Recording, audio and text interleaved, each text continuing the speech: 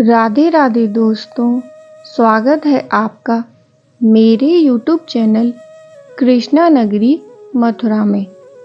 आज हम जानेंगे कि राधा रानी का जन्म कैसे हुआ।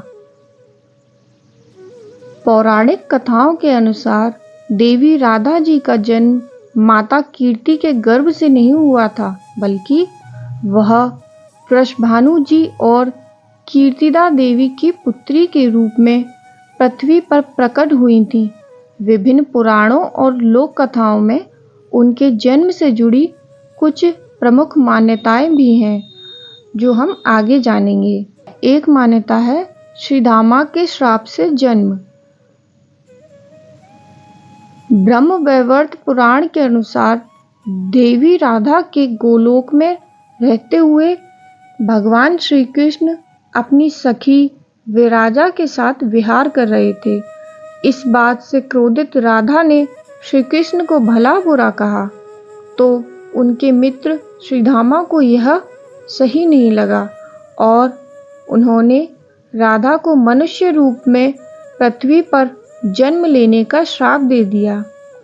राधा ने भी श्रीधामा को राक्षस कुल में जन्म लेने का श्राप दिया था, जिसके बाद श्रीधामा शंखचूड़ नामक राक्षस बने थे।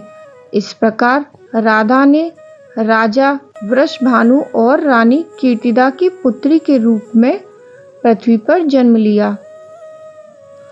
और एक यह है कि योग माया के रूप में प्रकट होना। एक अन्य मान्यता के अनुसार वृषभानु जी और उनकी पत्नी कीर्तिदा देवी को संतान नहीं थी। कीर्तिदा देवी ने देवी योग माया की आराधना की और योग माया की प्रेरणा से उनके गर्भ में वायु को धारण किया था।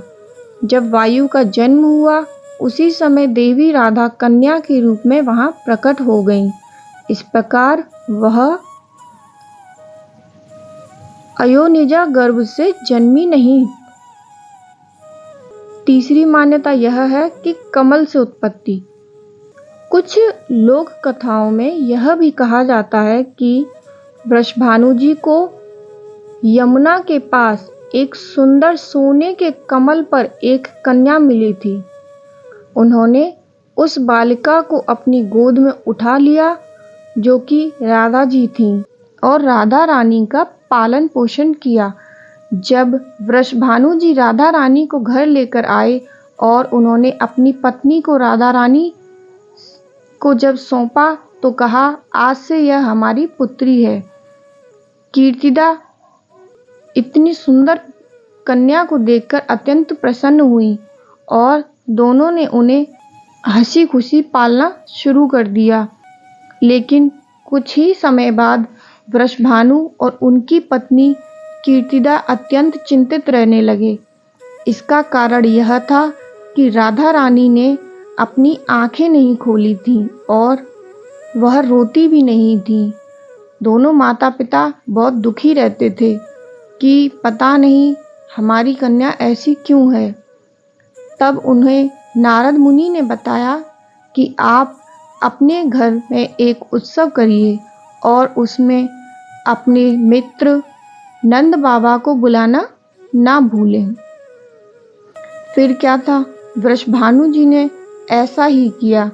अपने यहाँ एक उत्सव किया, जिसमें उन्होंने अपने परम मित्र नंद बाबा को भी बुलाया। नंद बाबा अपने परिवार सहित जब राधा रानी के यहाँ आए, तब उनके साथ कान्हा जी भी आए थे। फिर क्या था, कान्हा जी ने कर दी अपनी लीला शुरू और पहुँच गए राधा रानी के पास। जब वह राधा रानी के पास गए, तो राधा रानी अपने पालने में सो रही थीं। श्री कृष्ण जब वहां आए और राधा रानी को देखने लगे, तब राधा रानी ने अपनी आंखें खोल दी। इस प्रकार राधा रानी ने सर्वप्रथम अपने प्रियतम श्री कृष्ण के दर्शन किए थे। इससे पहले उन्होंने अपनी आंखें नहीं खोली थी और फिर उन्होंने रोना शुरू कर दिया। इससे वृषभानु और उनकी पत्नी कीर्तिदा अत्यंत प्रसन्न हुई और इस प्रकार राधा रानी और कृष्ण जी का सर्वप्रथम मिलन हुआ था। राधे राधे। दोस्तों, अगर आपको मेरी यह वीडियोस अच्छी लग रही हो तो मेरे चैनल को लाइक करें, शेयर करें और सब्सक्राइब करना ना भूलें।